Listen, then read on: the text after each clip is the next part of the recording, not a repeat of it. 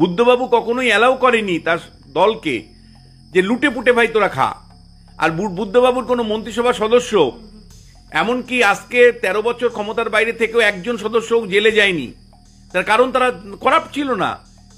বুদ্ধবাবুর মন্ত্রিসভায় যারা সদস্য ছিলেন তারা সৎ মানুষ ছিলেন, আর বুদ্ধবাবু নিজে সৎ মানুষ ছিলেন।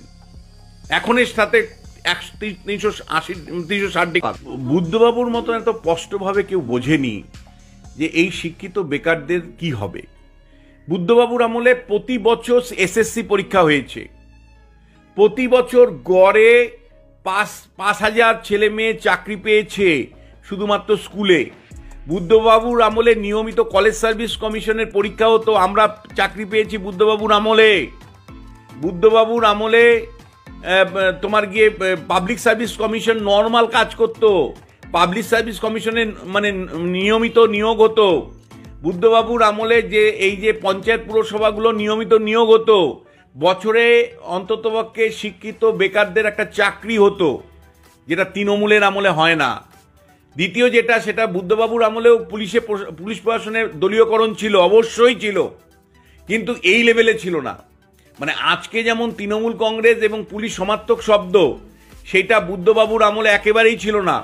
বুদ্ধবাবুর আমলে পুলিশ এবং প্রশাসনের মধ্যে একটা অন্তত মিনিমাম তফাৎ ছিল। অবশ্যই সেখানে পার্টির নিয়ন্ত্রণ ছিল, কিন্তু ভয়ঙ্কর অন্যায় কাজ এখন যেমন মানে মানে শাসক তৃণমূল কংগ্রেস এবং পুলিশ প্রশাসন কার্যত এক হয়ে গেছে, এইরকম মানে মানে ইন্টিগ্রেশন ছিল না। এবং সমার্থক শব্দ এখন বলা যায় যে বুদ্ধবাবুর সাথে না মানে অন্যদের তুলনা চলে না।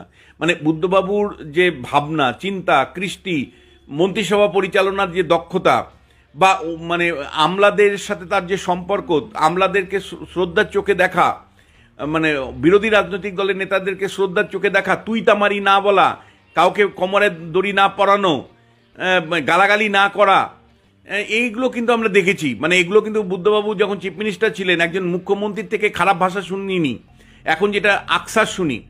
ফলে বুদ্ধবাবুই। আবার একই সাথে আমি তোমায় বলছি, আজকের দিনে এটা স্মরণ করা দরকার যে আমরা বুদ্ধবাবু শাসনকালে কি পেয়েছিলাম, আর আজকে তৃণমূল কংগ্রেসের শাসনকালে আমরা কি পাচ্ছি, এর মূল্যায়নটাও আমাদের কিন্তু করা দরকার। মানে ধর্মকে ব্যবহার করা রাজনীতিতে, এটা তিনি এতটাই কঠোর ছিলেন, তিনি বলতেন যে দাঙ্গাকারীদের মাথা ভেঙে দিব। প্রকাশ্য জনসভায় বলতেন যে দাঙ্গা যদি কেউ করতে আসে আমি মাথা ভেঙে দিব। এই কথা বলার সাহস কয়টা রাজনীতিবিদের আছে যে ভাই মানে, এবং তিনি এটা বলতেন যে শাসক যদি না চায় তাহলে এই রাজ্যে দাঙ্গা হয় না। এটা জ্যোতিবাবুও বলতেন, বুদ্ধবাবু বলতেন। ফলে পশ্চিমবাংলায় আজকে যে রাজনীতিতে ধর্ম এই ধর্মের বুদ্ধবাবু থাকলে আমি নিশ্চিত যে শিল্পায়ন যেমন হতো, বেকাররা চাকরি কিছুটা পেতেন, একইভাবে মধ্যবিত্তের যে রাজনীতিতে নিয়ন্ত্রণ থাকার কথা ছিল সেটাই থাকতো, এবং একই সাথে আমি বলছি ধর্মের এই ব্যবহার হতো।